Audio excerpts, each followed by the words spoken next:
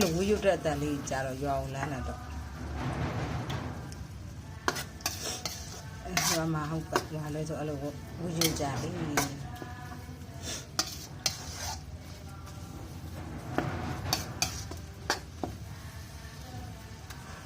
ကဲ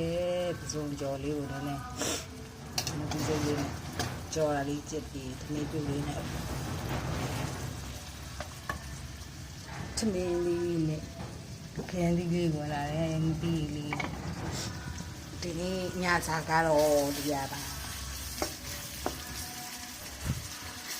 ဒီတန်လေးကြားစိတ်ချတာပါရောင်းလန်းနေ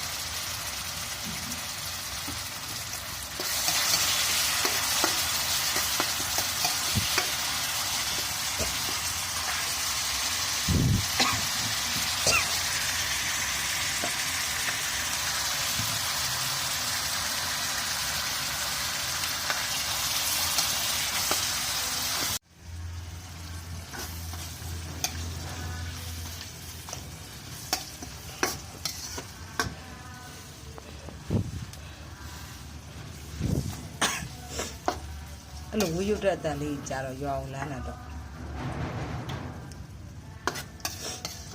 ရွာမှာဟုတ်ပါရွာလဲဆိုအဲ့လိုဝီယူကြလေ